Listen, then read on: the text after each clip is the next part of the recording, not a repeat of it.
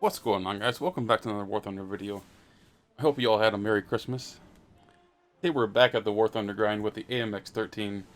Trying out, this is the stock regular Tech 3 version, not the premium version with ATGM rockets.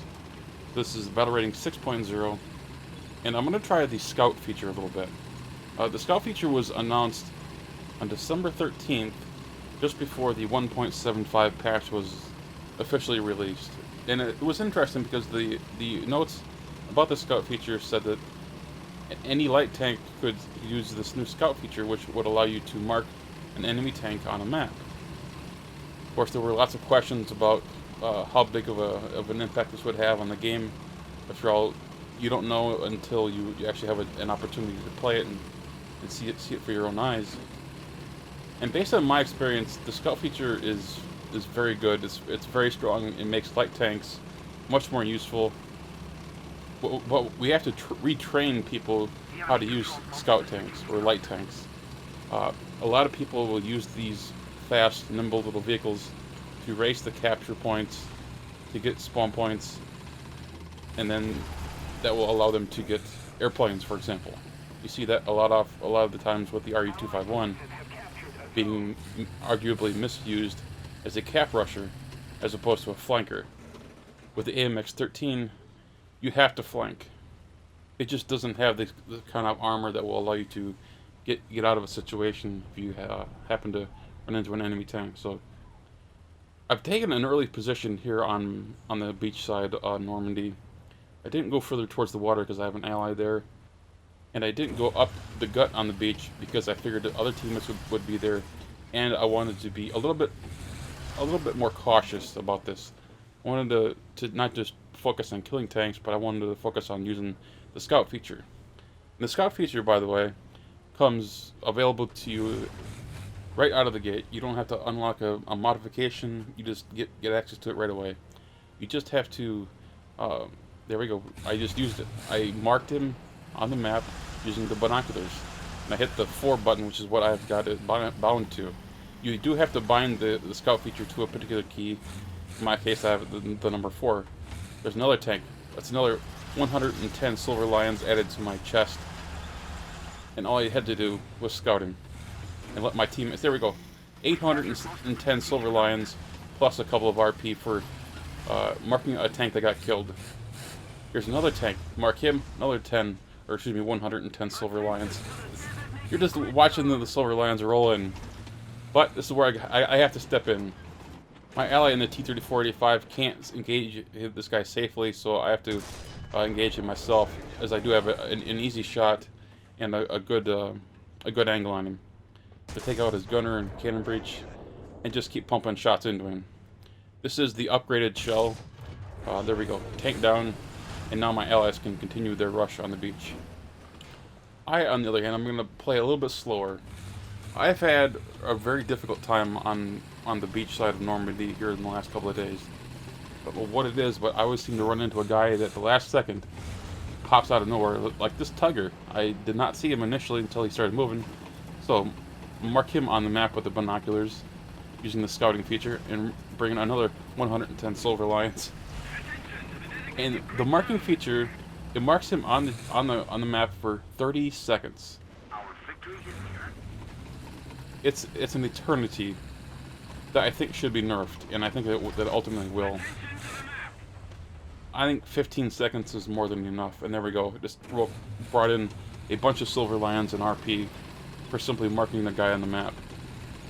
And what I like about this feature is that it's very, very accurate as opposed to manually marking a tank on a map, as people tend to be rather inaccurate in their ability to read a map properly and mark a player accurately.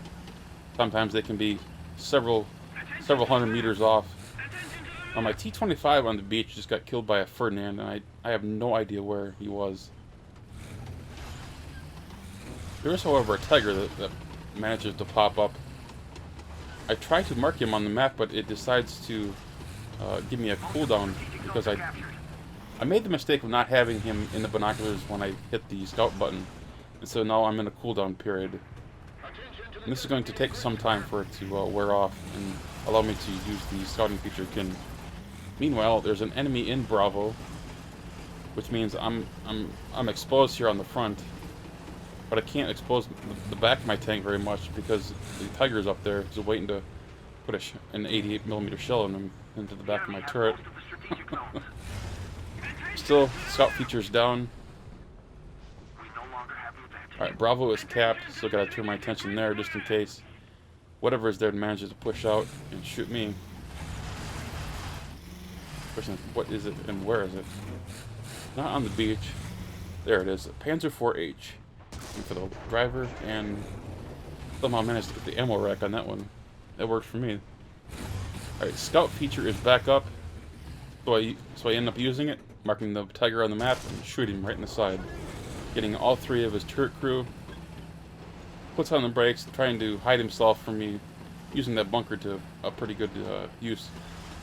But it's not quite good enough, as I'm able to get a shot just past the tracks and into the driver compartment. That's kill number 3 on the map. And now it's time to move on. I'm down to 6 shells in my first magazine. I take 2 magazines. Each magazine has 12 shots. And look at what we have here. AAA. What do you know? A German team with tons of AAA. Another zone captured. We have the advantage. There's always Oswins and Whirlwinds to take a shot at. It aimed a little bit too low on that one. But the spalling on armor-piercing shells are really good right now. It wouldn't surprise me if in the near future we see a nerf, thanks to how good these French tanks are. I mean, when you can deliver that many shots in that short of a period of time, it's incredible. It reminds me of how people feared the autoloader would ruin tank battles when the Japanese had their autoloader. It was the Chiri 2. That tank ended up getting nerfed from a 3-round magazine to a 2-round magazine, and that, along with the fact that very few people actually play Japan, it means that that tank has had very little effect on the game. French tanks, on the other hand, are just insanely popular right now, and you have multiple vehicles with the autoloader system, and it's just a really good. It makes for really good tanks. Of course, the problem is very few of these tanks actually have armor. Speaking of armor, that little M19 that raced past me, I'm about to get smoked by King Tiger. Question is, where is this King Tiger? Somebody cover me. Ah, there he is. Use the scouting feature. Another 110 silver lions. Now pay attention to the mini-map while this goes on for a little bit. You and I we're going to watch this King Tiger's progress as he drives along the base of this wall. Remember, it marks him for 30 seconds, so we can track his entire progress along this wall and set up an ambush situation. He has no idea that I'm right here. I, on the other hand, know exactly where he is. I just need to watch myself and make sure there's no one respawning behind me.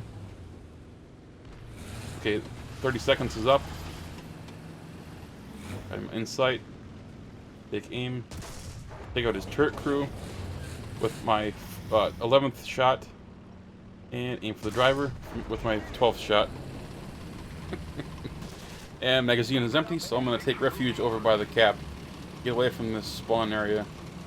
It'll take some time for that clip, for that second magazine to reload. You saw how I was able to track that guy almost the entire length of that wall. And that's an area where I think Gaijin may have to nerf this feature. The scouting feature is very powerful. A 30-second tracking time, it feels like an eternity sometimes. I think 15 seconds is enough. I mean, they could go up to 20, I suppose, but 30 just feels a little bit long. Anyway, with 5 kills and 0 deaths, we managed to pull in just over 30,000 silver lions. 10% of which was just from scouting. Brought in 2,903 silver lions just from using the scout button. That's easy money. 10% of the income was just from scouting, just from pushing a button. That's incredibly easy silver lion gain and RP, because you do get some RP from scouting vehicles as long as your teammate manages to kill that scouted vehicle. You get some extra silver lions. It's a more RP. And you can see my progress here with the AMX-13. This is with the Talisman. I bought the Talisman when it was half off during the Christmas sale. It's a good little tank, but you absolutely have to flank with it. It doesn't have a good enough gun to compete frontally against anything. And of course, the armor is practically non-existent. Anyway, guys, I hope you all enjoyed this video. If you did, click that thumbs up button. And of course, if you're new to the channel, please subscribe. Take care, guys.